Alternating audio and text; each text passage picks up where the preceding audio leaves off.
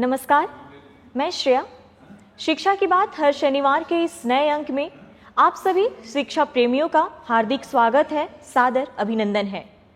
शिक्षा की बात हर शनिवार आप सभी शिक्षकों के सवालों को मंच देता है और उन्हीं सवालों के जवाब के साथ हमारे बीच एक बार फिर उपस्थित हैं शिक्षा विभाग के अपर मुख्य सचिव डॉक्टर एस सिद्धार्थ सर।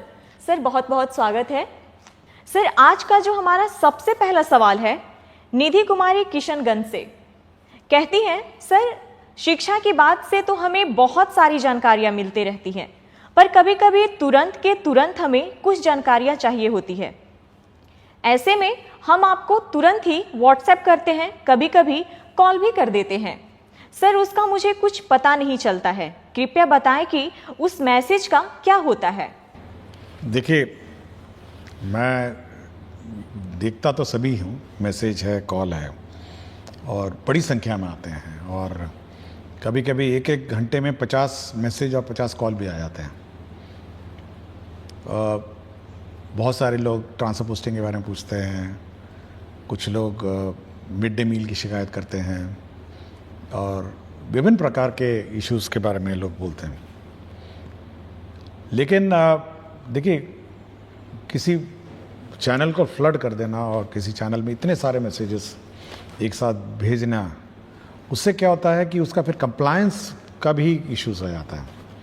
हम लोगों ने एक ग्रीवांस हैंडलिंग सिस्टम बनाया था, आपको याद होगा, मैं पिछली बार भी मैंने कहा कि आप उसमें पोस्ट करिए, उसको मैं रोज़ सुबह और शाम देखता हूँ और देखता हूँ क्या कार्रवाई होती है। अगर आप व्हाट्सअप, अगर आज जैसे आपने 9 बजे मुझे किया, 11 बजे होते होते वो आपका 150वां मैसेज हो जाएगा, मतलब वो इतना नीचे चला जाएगा कि उस मैसेज का अहमियत और उस पर कोई ध्यान ही नहीं जाएगा मेरा, क्योंकि हर घंटे 50 मैसेज, 60 मैसेज, 100 मैसेज आते हैं, कॉल भी बहुत आते हैं और सारे अननोन नंबर से ही आते हैं। जैसे आप देखते हैं टीचर लोगों का सारे अननोन रहता है। मैं कभी कभी मैं सबको नोट करता हूँ और मेरा कार्यालय कॉल बैक करता है और मेरा बस यही अनुरोध है, मैं ज़रूर सभी टीचर से 1-to-1 संपर्क में रहना चाहता हूँ, किंतु जो सबसे आपातकालीन वाले इश्यूज़ हैं, कभी कभी बहुत आपातकालीन स्थिति में भी टीचर्स फ़ोन करते हैं और मैसेज करते हैं, उस मैसेज को तो बहुत ध्यान से देखता हूँ। मतलब कोई टीचर कोई क्राइसिस में है या उसको विशेष समस्या है, लेकिन रूटीन में अगर आप पूछने लग जाएं कि मेरा ट्रांसफ़र कब हुआ, मेरा क्या हुआ, मेरा इस आवेदन का क्या हुआ, मेरा HRMS ऑनबोर्डिंग नहीं हुआ, मेरा पैन ठीक नहीं हुआ, तो वो सब मैसेजेस जो हैं वो टेक्निकली हम उम्मीद करते हैं कि वो हमारे जो ग्रीवांस हैंडलिंग पोर्टल है उसके माध्यम से प्राप्त हों, ताकि मेरा ऑफिसर भी देख सके, मैं भी देखूंगा, वो भी देखेंगे और समाधान करूं। लेकिन क्राइसिस ज़रूर, कोई क्राइसिस हो तो वो तो मैं देखता ही हूँ। बहुत बार आया है, बहुत बार क्राइसिस वाले मैसेजेस आए हैं और उस पर हम लोगों ने ध्यान दिया है, बट बहुत ध्यान रखना पड़ता है कि पता चला वो क्राइसिस वाला मैसेज पहुंच गया 250 मैसेज पे और जो साधारण या रूटीन मैसेज जो है वो चले जा रहे हैं। सरकारी नंबर है, सब जगह सबको पता तो चल ही जाता है, किंतु थोड़ा कौन सा मैसेज किस चैनल में भेजना हो और कौन सा मैसेज किस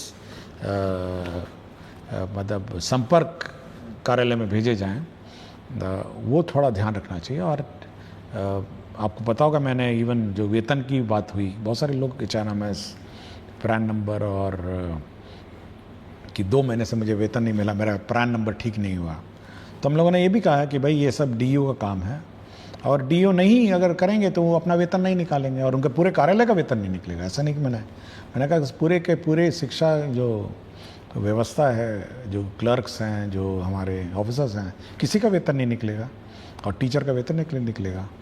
इसलिए थोड़ा इस पर टीचर लोगों को ध्यान देना चाहिए और वही मैसेज भेजें जो आपको लगता है कि बहुत क्राइसिस है और ACS का ध्यान इमीडिएटली इस पर होना चाहिए। और usually most of the messages मैं फॉरवर्ड कर देता हूँ अपने ऑफिसर्स को और बहुतों को कॉल बैक भी आता होगा, सब लोग देखते होंगे, बट चैनल अप्रोप्रिएट चैनल होगा कि आप ग्रीवांस हैंडलिंग जो पोर्टल है उस पर आप पोस्ट करें। सर, दूसरा सवाल स्मिता श्री, उत्क्रमित उच्चतर माध्यमिक विद्यालय असुरारी, बरौनी, बेगूसराय से। सर, मैंने अनुभव किया है कि कक्षा में गहन प्रयास करने के बाद भी यथेष्ट आउटपुट विद्यार्थियों के लर्निंग के रूप में नहीं मिलता है। विश्लेषण करने पर मैंने पाया कि सबसे बड़ी खोट बच्चों की लगातार अनुपस्थिति या फिर अनियमित अनुपस्थिति है, जिससे वो पाठ में सिखाए गए विषयों को क्रम में नहीं ले पाते हैं और न ही सजगता से स्मरण में संग्रहित कर पाते हैं। हम सर्व शिक्षा लागू करने के चौथाई दशक आगे आ चुके हैं और 86वें संविधान संशोधन में बच्चों को शिक्षा दिलाने को मौलिक कर्तव्य के रूप में रखने के बावजूद अभी तक अभिभावकों की इसके लिए कोई जिम्मेदारी नहीं तय कर पाए हैं। क्या मैं उम्मीद कर सकती हूँ कि गुणवत्तापूर्ण शिक्षा के लिए आपके प्रयासों में आप इस संबंधित कोई निर्देश देंगे, जिससे विद्यालय के हाथ सशक्त हो और अधिगम आउटपुट बढ़े? देखिए, अगर आप किसी सरकारी व्यवस्था में, तो सरकारी स्कूल है और प्राइवेट स्कूल भी आप देखते होंगे, और अगर कोई स्टूडेंट प्राइवेट स्कूल में लगातार अनुपस्थित होता है और अनियमित है, तो उसको चिट्ठी उसके माता पिता को भेज देते हैं कि भाई आपके टीचर, आपके जो स्टूडेंट है और आपके जो छात्र छात्राएं हैं, हम लोग स्कूल से बाहर निकाल देंगे। यह व्यवस्था आपके पेरेंट टीचर मीटिंग में और आपको भी है। मतलब अगर आप उसको नोटिस देंगे कि आप अपने बच्चे को लगातार नियमित नहीं आएंगे, तो हम उस स्टूडेंट को हम लोग स्कूल से निकाल देंगे, अनलेस एंड अनटिल कोई विशेष व्यवस्था हो। ये व्यवस्था आज भी हेडमास्टर के पास है और आज भी क्लास टीचर के पास है। ये हम लोगों ने ना ही उनसे लिया है। और यह भी मैंने देखा है कि बहुत सारे बच्चे सरकारी स्कूल में नामांकन करते हैं और ट्यूशन में चले जाते हैं, क्योंकि हाल ही में मैंने एक देखा था। तो यह बिल्कुल इलीगल है और अनियमित है। और अगर कोई बच्चा ट्यूशन के बहाने सरकारी स्कूल से लापता रहता है, तो यह हेडमास्टर और जो टीचर है, ये उनके पेरेंट को नोटिस देंगे कि यदि आप अपने टीचर स्टूडेंट को नियमित रूप से नहीं भेजेंगे, तो हम लोग उसका नाम काट देंगे। ये बिल्कुल स्पष्ट होना चाहिए, क्योंकि ऐसा नहीं हो सकता है कि आप 270 दिन का आपका स्कूलिंग है, आप 50 दिन आ जाएं और ये उम्मीद करें कि हम लोग गुणवत्ता शिक्षा देंगे। ये पॉसिबल नहीं है। यह पेरेंट का भी दायित्व है कि बच्चे को सुबह से उठाएं, सुबह सुबह स्कूल भेजें और समय पे भेजें। बहुत सारी समस्या हो सकती है, कोई व्यक्तिगत विशेष समस्या हो सकती है, और मैं चाहूँगा कि ये सख्ती टीचर्स भी बरतें और हेडमास्टर भी बरतें और पेरेंट्स को सचेत कर दें कि अगर आपका बच्चा नहीं आएगा, एक बार लिखित में दे दें कि भाई देखिए ऐसा है, आपका बच्चा फलाना दिन इस महीने में इतने दिन आया और इतने दिन नहीं आया, और ये बिल्कुल खेद का विषय है, और ये इसमें अगर सुधार नहीं होगा तो हम आपके बच्चे को स्कूल से बाहर निकाल देंगे। यह चेतावनी देनी चाहिए। हम वो वाला सिस्टम नहीं लागू कर रहे हैं कि 3 दिन में अगर स्कूल में नहीं आया तो नाम काट दिया जाए। हो सकता है कोई बीमारी हो सकता है या कोई घर पे कोई विशेष समस्या हो सकती है, लेकिन अगर डिलिब्रेट आप ट्यूशन में पढ़ेंगे या कहीं और जाके पढ़ते रहेंगे और इस स्कूल में नहीं आएंगे, तो अनावश्यक रूप से आप पूरे शैक्षणिक माहौल को बिगाड़ेंगे। तो इस टीचर्स और हेडमास्टर इस संबंध में सचेत रहें, और पेरेंट टीचर्स मीटिंग में पेरेंट्स नहीं आते हैं तब भी चेतावनी दें। थोड़ी कड़ाई करनी पड़ेगी। देखिए, शैक्षणिक व्यवस्था ऐसे नहीं हो सकती है। यह कोई ऐसा व्यवस्था नहीं है कि हम लोग वन साइडेड मेहनत कर रहे हैं और वहाँ पे अभिभावक इसको लाइटली ले रहे हैं या बच्चे बहुत लाइटली ले रहे हैं। नहीं, ये नहीं ले सकते। सरकार कितना पैसा इसमें डालती है, कितना टीचर बहाल कर चुकी है, कितने बुक्स आपको फ्री दिए हैं, कितना स्कॉलरशिप देती है, कितनी राशि इसमें व्यय होता है। इस व्यवस्था को लाइटली नहीं लिया जा सकता है। हम मेहनत करेंगे तो अभिभावक को भी मेहनत करना पड़ेगा और बच्चों को भी मेहनत करके स्कूल में आना पड़ेगा। ये दोनों तरफ है। टीचर्स बहुत मेहनत कर रहे हैं, बिल्कुल ठीक बोली हैं कि इतनी मेहनत करती हैं, उसके बाद भी बच्चा अगर गायब हो जाएगा तो कार्रवाई हो जानी चाहिए। ये हम लोग कोई मतलब ऐसी व्यवस्था नहीं हम लोग चाह रहे हैं कि एक तरफा हम मेहनत करते रहें और दूर से बच्चा ही नहीं आए और बच्चा भाग जाए। तो ये थोड़ा tightening of the system, parent को चेतावनी, पेरेंट को नोटिस, और उसके बाद टर्मिनेट कर दीजिए। कोई बोले जाइए अपना जहाँ पढ़ाना पढ़ाइए, हम इस पर इसकी जवाबदेही नहीं लेंगे। आप 50 दिन नहीं आएंगे तो क्या जवाब दे लेंगे आपकी पढ़ाई का? कॉलेज में ट्राई करिए, आपका अटेंडेंस नहीं होगा तो एग्ज़ाम लिखने नहीं देगा। प्राइवेट स्कूल में 3 दिन अगर नहीं आएंगे, 4 दिन नहीं आएंगे, सप्ताह भर नहीं, अगले दिन टीसी दे देगा आपको। तो थोड़ा कड़ाई टीचर्स को और हेडमास्टर को करनी पड़ेगी, जितने अभिभावक हैं। सर अगला सवाल पुष्पा प्रसाद राजकीय कन्या मध्य विश्वविद्यालय कुचायकोट गोपालगंज से है। कहती हैं, सर को मेरा प्रणाम। सर, हमारे सरकारी विद्यालयों में प्रायः गरीब परिवार की बच्चियां पढ़ती हैं। मेरे द्वारा बच्चियों के स्वास्थ्य पर विद्यालय में कार्य किए जा रहे हैं। सर, मैं यह प्रश्न पूछना चाहती हूं कि सरकारी विद्यालयों में 6ठी से 8वीं या ऊपर कक्षा में बच्चियों के साथ माहवारी के समय स्कूल आना बहुत मुश्किल होता है। सरकार के द्वारा सैनिटरी पैड मशीन की व्यवस्था स्कूल को कैसे उपलब्ध होगी, जिससे कि बच्चियों की पढ़ाई उस दौरान बाधित नहीं हो सके? देखिए, राज्य सरकार द्वारा एक योजना चलाई जाती है, मुख्यमंत्री किशोरी स्वास्थ्य योजना, और राज्य सरकार सभी को डीबीटी के माध्यम से 300 रुपये देती है। हम लोग पहले लेट देते थे साल के अंत में, इस बार हम लोग शुरू में देना चाह रहे हैं और ये अगला 1 महीना में ये भी ट्रांसफ़र हो जाएगा। देखिए, हम लोग का ये इच्छा है कि ये जो पैसा है ये बच्चियां अपने आप पूल कर सकती हैं, 300 रुपये हैं, फिर वो सैनिटरी नैपकिन्स खरीद सकती हैं और स्कूल में स्टॉक कर सकती हैं, और जब जब लड़कियों को आवश्यकता हो तो उसका प्रयोग कर सकती है। मैं अभी हाल ही में आरा में एक स्कूल में गया था, तो लड़कियों ने एक रूम का नाम पिंक रूम लिखा हुआ था, उन्होंने पिंक कलर का सब कुछ पेंट किया हुआ था, पिंक रूम।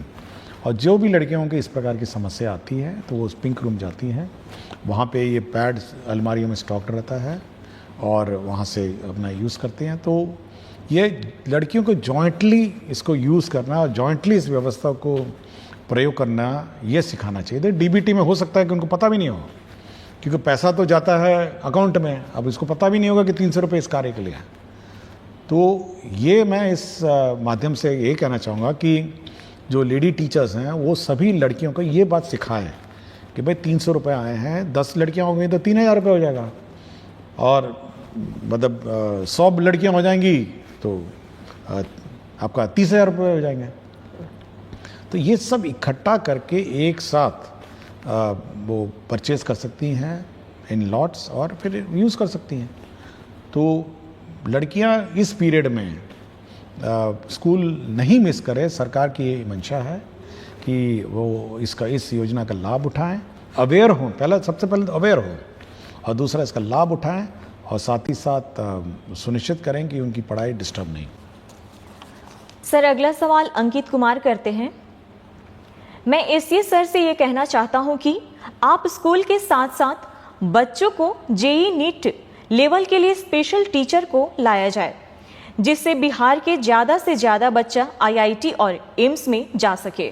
देखिए, हम लोग मैंने पिछले शायद एक एपिसोड से पहले मैंने कहा था कि हम लोग ऑनलाइन कोर्सेज चलाने की कार्रवाई कर रहे हैं, और जल्दी ही ऑनलाइन इस कोर्सेज शुरू करेंगे, और जो भी बच्चे हैं, जो मेरिटोरियस बच्चे हैं, वो इस ऑनलाइन में एनरोल होंगे और प्रश्न भी पूछ सकते हैं और क्वेश्चन भी कर सकते हैं। तो ये हम लोग ऑन जॉब हैं, तो थोड़ा हमको समय लग रहा है क्योंकि ये नई व्यवस्था है, तो इसको हम लोग शुरू करेंगे। पहले सबसे पहले तो हम लोग जो मेरिटोरियस स्टूडेंट हैं उसको आइडेंटिफाई करेंगे और एनरोल करेंगे। अगला सवाल श्रीकांत विद्यालय अध्यापक उच्च माध्यमिक विद्यालय टांडा पर शेखपुरा से। सर को सादर प्रणाम। निवेदन पूर्वक कहना है कि शिक्षण मजेदार जॉब तो है, परंतु विद्यालय पाठ्यक्रम करते करते शिक्षक मानसिक रूप से बर्नआउट हो जाते हैं। पूर्व में इस बर्नआउट के उपचार स्वरूप संकुल, बीआरसी एवं जिला स्तर पर कई तरह के प्रशिक्षण की व्यवस्था थी। वह चाहे 1, 2 अथवा 5 दिवसीय ही होती थी, पर उससे शिक्षक तरोताजा, नयापन एवं उत्साहित महसूस करते थे। मेरा सवाल है कि शिक्षकों को बर्नआउट होने से बचाने के लिए वर्तमान में सरकार की क्या योजना है? देखिए, अगर मतलब आप कार्य को किस प्रकार लेते हैं, उस पर आपकी मानसिक स्थिति पर प्रभाव पड़ता है।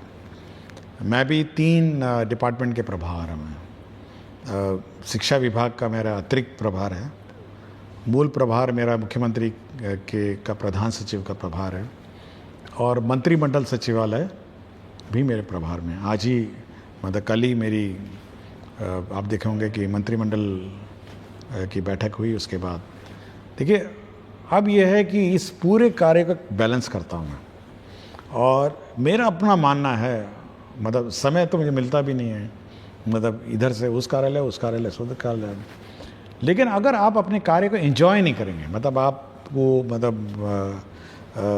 मतलब उसको एंजॉयमेंट के रूप में ले लेंगे, तो आपको लगेगा कि ये बड़ा बोझ है, मतलब आपको लगेगा नहीं ये बहुत ही हैवी वर्क है, और आपको फिर बर्नआउट वाली स्थिति आ जाएगी। देखिए आप डील करते हैं बच्चों को, मतलब आप एक लॉट जो है ना, हम तो बहुत ही मैच्योर लोगों को डील करते हैं, हम टीचर्स को है, मेरे क्लर्क्स हैं, ऑफिसर्स हैं, तो इनसे मेरा संपर्क रहता है।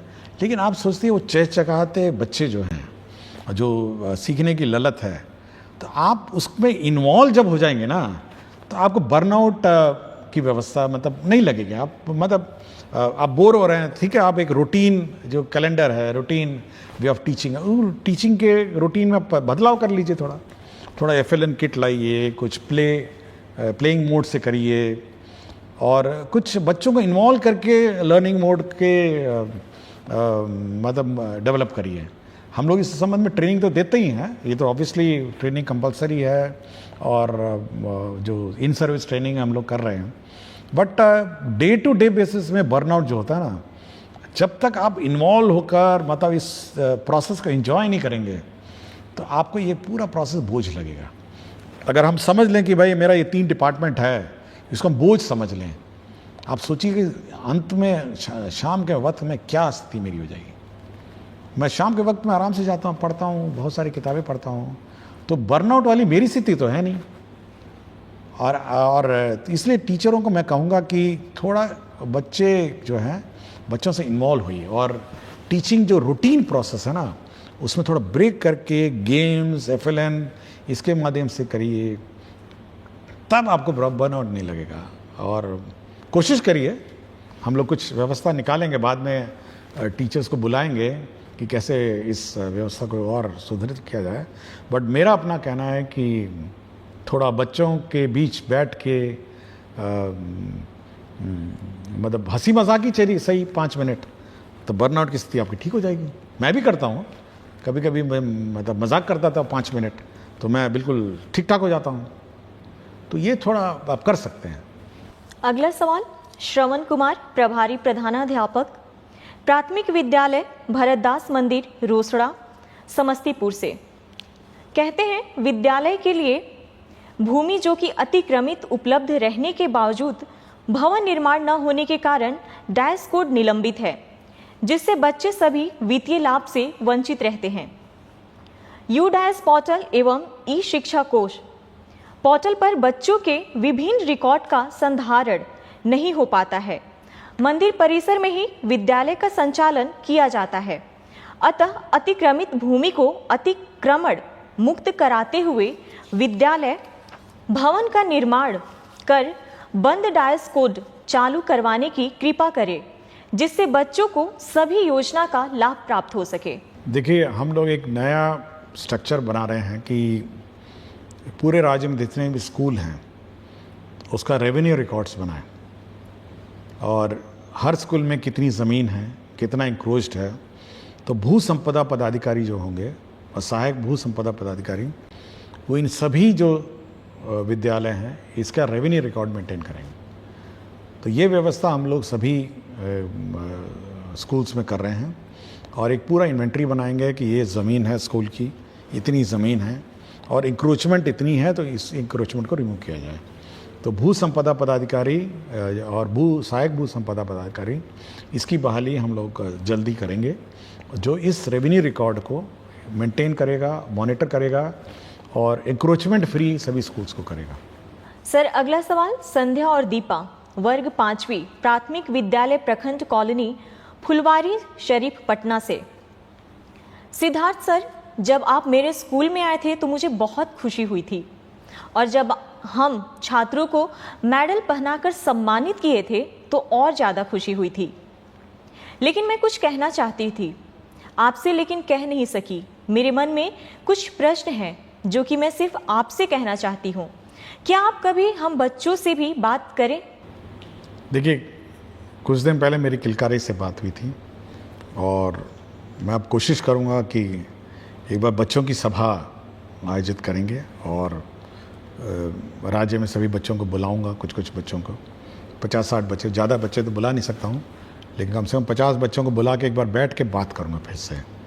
तो कोशिश करूँगा कि उनकी बातें, उनके मन की बात सुनूँ और बच्चों के मन में बिल्कुल निष्पक्ष भाव से बोलते हैं और कोई बायस नहीं रहता है और कोई जात पात, अमीरी गरीबी, ऊंच नीच, किसी का भी उसमें भाव नहीं रहता है। वो निष्पक्ष बोलते हैं और निष्पक्ष भाव से अपने विचार रखते हैं और बहुत सारी जो व्यवस्था सुधरी हैं वो बच्चों ने ही आइडिया दिया था। कुछ तो टीचर्स भी दिए हैं बट बच्चों के आइडियाज़। तो मैं कोशिश करूँगा कि कम से कम 50 बच्चों को बुला के अगली बार बात करके मैं उनसे बात करने की कोशिश करूँगा। अगला सवाल मोतबर आलम नवसृजित प्राथमिक विद्यालय कमार डांगी किशनगंज से। महाशय, शिक्षा विभाग की तरफ से कक्षा 1 से 5वीं तथा 6 से 8वीं के बच्चों के लिए एक जैसा बेंच डेस्क मिला है। क्या 1 से 5वीं के बच्चों के लिए छोटे छोटे बेंच डेस्क की व्यवस्था है? देखिए, हम लोग अब बेंच डेस्क जो है अब एज वाइज है कर रहे हैं। हम लोग जो छोटे बच्चे हैं उसमें जूनियर बेंच हम लोग व्यवस्था कर रहे हैं और रंगीन बेंच है, लाल, पीला, हरा, नीला। तो इसलिए अब सीनियर बेंच जो है, बेंच डेस्क अलग होंगे और जूनियर अलग होंगे। तो इस साल हम लोग जूनियर बेंच डेस्क सैंक्शन कर रहे हैं ताकि जूनियर जो बेंच हैं वो बच्चों के लिए उपलब्ध हों। और हम चाहेंगे जहाँ जहाँ जूनियर क्लासेस में जो सीनियर बेंच लग गए हैं उसको सीनियर क्लास में शिफ्ट कर दिया जाए और जूनियर बच्चे, छोटे छोटे बच्चे जो है छोटे बेंच पे बैठे। तो इस साल हम लोग सैंक्शन कर रहे हैं। अगला सवाल नवीन कुमार प्राथमिक विद्यालय हरपुर होरिल में विशिष्ट शिक्षक हैं। कहते हैं, सर मेरा ये आग्रह है कि अगर सारे विद्यालय में कम से कम एक स्मार्ट बोर्ड की व्यवस्था हो जाती तो पढ़ाने में बहुत मदद मिलती। सर, आने वाले दिनों में विभाग इस पर कोई प्लान है? देखिए, हम लोग 1 to 5 चाहते हैं कि किताबों से पढ़ाई हो और 1 to 5 में हम लोग स्मार्ट बोर्ड जानबूझ के इंट्रोड्यूस नहीं कर रहे हैं, लेकिन 6 से हर क्लासरूम में, 6 से हर स्कूल में हम लोग स्मार्ट बोर्ड उपलब्ध कराएंगे 6 के बाद से। लेकिन 1 to 5 फिजिकली बुक से पढ़ेंगे और 6 से जो भी स्कूल है, 6 से बाद के स्कूल हैं उसमें स्मार्ट क्लास हम लोग स्टैब्लिश करेंगे। इस साल हम लोग का यही टारगेट है। अगला सवाल डॉक्टर पूनम कुमारी हाई स्कूल निखती कला रघुनाथपुर सिवान से +2 की हिंदी की शिक्षिका हैं। सर, हमारे यहाँ +2 में छात्र छात्राओं की उपस्थिति की बहुत समस्या है। मैंने घर घर जाकर उनको विद्यालय लाने की बहुत कोशिश की, लेकिन सभी का कहना है कि विद्यालय जाने पर हमारा पूरा दिन बर्बाद हो जाता है और कोचिंग में सिर्फ 2 घंटे में ही हमारी पढ़ाई पूरी हो जाती है। कुछ बच्चे आना भी चाहते हैं तो उनकी कोचिंग की टाइमिंग विद्यालय के समय ही रखा गया है। अतः मेरा प्रश्न यह है कि +2 विद्यालय में उपस्थिति सुधारने के लिए विभाग कुछ काम कर रहा है कि नहीं? देखिए, हम लोग बहुत ही स्पष्ट हैं कि कोचिंग इंस्टीट्यूट में जो विद्यालय में जाते हुए बच्चे हैं वो विद्यालय के समय उसको नहीं खोल सकते हैं। ये बहुत ही सख्त है निर्देश है कि आप टीचिंग आवर, जब बच्चे स्कूल जाते हैं उस समय आप उन बच्चों का उपस्थिति कोचिंग सेंटर्स में नहीं होगा। और यदि कोई स्कूल में एनरोल्ड बच्चा अगर कोचिंग सेंटर में पाया जाएगा उस विद्यालय की अवधि में, तो उस कोचिंग सेंटर पे कार्रवाई हो जाएगी। ये बहुत ही स्पष्ट है। इसलिए मैं सभी कोचिंग सेंटर को भी मैं चेतावनी देता हूँ कि अगर कोई स्टूडेंट है जो स्कूल में एनरोल्ड है, ठीक है, कोई स्कूल से बाहर है या किसी प्राइवेट स्कूल में, जो स्कूल में वो अपना जा सकता है। लेकिन अगर सरकारी विद्यालय में अगर बच्चा एनरोल्ड है और वो बच्चा अगर कोचिंग सेंटर में उसी समय जाता है जब स्कूल खुला हो, तब तो कोचिंग सेंटर पे कार्रवाई हो जाएगी। ये बहुत ही क्लियर है, मैंने सभी को कह दिया और इस पर हम लोग सख्ती करेंगे। दूसरा ये है कि ये बिल्कुल वहम है, ये पेरेंट्स के मन में वहम है कि कोचिंग सेंटर में पढ़ाई अच्छी होती है और सरकारी स्कूल में अच्छी नहीं होती। देखिए, जो हमारे सरकारी टीचर हैं वो एक कॉम्पिटिटिव एग्ज़ाम पास करके आए हैं, ये बिल्कुल अभिभावक के मन में बैठ लीजिए। और जो कोचिंग सेंटर का संचालक है और जो कोचिंग सेंटर का टीचर है, उन्होंने तो कोई एग्ज़ाम पास नहीं किया है। अब आप सोच सकते हैं कि उस कोचिंग सेंटर में क्या पढ़ाई होती होगी। तो यह अभिभावक को सोचना है कि भाई इस प्रकार की व्यवस्था में वो जो ठूस ठूस के, मतलब हम देखे हैं कि तो कोचिंग सेंटर मैंने देखा है मधुबनी में, मेन गली में मैंने देखा था कि 12 फीट बाय 12 फीट के कमरे में ठूस के भरा हुआ है। और कुछ कुछ कोचिंग सेंटर तो 500 हजार लोगों को बैठा के पढ़ाते हैं। पता नहीं क्या व्यवस्था, क्या पढ़ाते होंगे पता नहीं, और पढ़ते भी हैं नहीं पढ़ते हैं, और क्या व्यवस्था है, मैं बड़ा हैरान हूँ। कुछ तो एडवर्टाइजमेंट पे चलते हैं, मतलब कोचिंग सेंटर एडवर्टाइजमेंट में चल रहा है, मतलब प्रचार प्रसार पे कि बहुत पढ़ाई हो रही है, बहुत फलाना हो रहा है। लेकिन मेरा मानना है, देखिए हम भी पढ़े हुए हैं, मैं तो IIT का हूँ, अहमदाबाद में MBA कर रहा हूँ, PhD हूँ। लेकिन मेरा अपना मानना है कि जो शिक्षा स्कूल में मिलती है वो किसी भी हालत में आपका कोचिंग सेंटर में नहीं मिलेगी। कोचिंग सेंटर में आप रट सकते हैं, कोचिंग सेंटर में तोते की तरह रटा सकता है, कोचिंग सेंटर में बिल्कुल मतलब मशीन की तरह पढ़ा सकता है। लेकिन शिक्षा जिसको कहते हैं ना, एजुकेशन, वो केवल स्कूल में मिलेगी। ये बिल्कुल बहुत ही क्लियर है। मैं शिक्षा प्राप्त किया, मैं अपने अनुभव से बोल रहा हूँ। मैं IIT किसी कोचिंग सेंटर में पढ़ के नहीं गया था, मैंने अपनी किताबें पढ़ी, स्कूल के जाता था। IIM अहमदाबाद में मैनेजमेंट किया, मैं कोई कोचिंग सेंटर में थोड़ा गया। IAS में मैं कोचिंग सेंटर में नहीं गया, सोचिए। IAS भी मैं अपना घर जाता था, घर में बैठा पढ़ाई किया, पास हो गया। कोचिंग सेंटर पर बच्चों को भेजना ये केवल एक मतलब ये केवल एक मतलब दिमाग में बैठ गया है कि भाई कोचिंग सेंटर में पढ़ाई होती है। और कभी कभी मैं देखता हूँ, मतलब यूट्यूब में कभी देखता हूँ, मतलब प्रचार कर रहे हैं, ऐसे प्रचार कर रहे हैं जैसे कोई कोचिंग सेंटर में भर्ती करा दीजिए तो आपका बच्चा पढ़ लेगा। और ये बिल्कुल गलतफहमी है। तो मैं ये कहूँगा अभिभावक से, भाई आपको बाद में पढ़ाना, जब पढ़ाना पढ़ाइए ना, आप स्कूल आवर के बाद पढ़ाइए, स्कूल शाम को जाके पढ़ाइए ना, 2 घंटा 3 घंटा जाइए पढ़ाइए, मुझे कोई प्रॉब्लम नहीं। लेकिन स्कूल आवर में जो बेसिक शिक्षा है वो ग्रहण करना पड़ेगा। और उस समय उस बच्चे को अगर कोचिंग सेंटर में भेजेंगे और कोचिंग सेंटर उसको एडमिट कर लेगा तो कोचिंग सेंटर पे कार्रवाई हो जाएगी। और मैंने पहले भी कहा था, अभी आज कार्यक्रम से पहले कहा कि टीचर और हेडमास्टर नोटिस दे दीजिए कि अगर आपको इतना ही रुचि है और इतना ही आपकी इच्छा है कि बच्चा कोचिंग सेंटर में पढ़े तो पढ़े, वहीं जाके पढ़े। आपको लगता है, देखिए अभिभावक इज द मोस्ट इंपॉर्टेंट जज ऑफ स्टूडेंट। उसको लगता है कि मेरा बच्चा कोचिंग सेंटर में ही ज्ञान प्राप्त करेगा तो वहीं ज्ञान से, अब स्कूल से उसका नाम काट दीजिए। तो ये बिल्कुल सख्ती होनी चाहिए। और हम लोग को यूनिवर्सल एजुकेशन और RT में ये है कि हर बच्चे को शिक्षा देने का कर्तव्य सरकार का है। लेकिन अगर अभिभावक यह समझ लें कि हमको कोचिंग सेंटर में ज़्यादा ज्ञान प्राप्त हो रहा है तो यहाँ से नाम कटवा के ले जाए ना, अपना कोचिंग सेंटर वहीं रहे। आप क्यों यहाँ पे हम लोग का समय व्यर्थ कर रहे हैं? जो बच गए हैं उनको अच्छा पढ़ाया जाएगा। तो ये थोड़ी सख्ती करनी पड़ेगी, बोथ इन कोचिंग सेंटर्स और बोथ स्कूल में भी, कि बच्चे स्कूल में आए, समय पे पढ़ें और समय पे पढ़ाया जाए। सर, आज का आखिरी सवाल सोनू कुमार, टीचर UMS सुल्तानपुर, कक्षा 9वीं और 10वीं भागलपुर से। सर, BPSC टीचर रिक्रूटमेंट के लिए जो नियमावली 2023 में बनाई गई है उसमें BPSC शिक्षक जो अब राज्य कर्मी हैं उनको मिलने वाली किसी भी प्रकार के लिप्स या जिक्र नहीं है, जिससे टीचर्स को कोई प्रॉपर जानकारी नहीं हो पा रही है अपने लिप्स और उनके रूल्स के बारे में। अतः आपसे रिक्वेस्ट है कि अगर हो सके तो इसके विषय में विभाग की तरफ से एक लिप रूल और उसके प्रोसेस के बारे में कोई नोटिस या गाइडलाइंस इशू करवा दें, क्योंकि इन छोटी छोटी चीज़ों की जानकारी का अभाव होने के कारण HT या HM या BEO के द्वारा टीचर्स को परेशान होना पड़ता है। देखिए, हम लोगों ने गाइडलाइंस फ्रेम कर लिए और मेरे ख्याल से मैंने पिछले बारे में ही कहा था कि किस प्रकार की छुट्टी किस प्रकार के टीचर्स को कब मिलेगी। बिल्कुल पूरा गाइडलाइंस है, बन गया है। और कितने दिन में किसको अप्रूव करना ये भी लिखा हुआ है कि CL को 1 दिन में अप्रूव करना है और बाकी सारे छुट्टियां 7 दिन में जो डीओ हैं वो अप्रूव करेंगे। ये बिल्कुल हम लोगों ने गाइडलाइंस बना ली है, कितने दिन की छुट्टी, कितने दिन की छुट्टी मिलेगी, सब मिलेगी। और ये भी लिख दिया है कि आपको केवल ऑनलाइन अप्लाई करना है, आप ऑफलाइन अप्लाई नहीं कर पाएंगे, आपको ई शिक्षा कोर्स से ऑनलाइन अप्लाई करना है और आपका अप्रूवल भी ऑनलाइन आना है।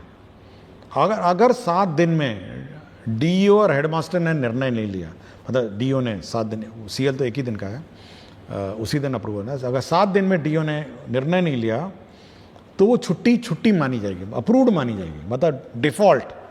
अगर 7 दिन में वो स्वीकृत करता है तो ठीक है, 7 दिन में अस्वीकृत करता है तो ठीक है, लेकिन अगर 7 दिन में वो लेके बैठ गया, उसने कोई निर्णय नहीं लिया, तो वो स्वतः वो छुट्टी स्वीकृत हो जाएगी।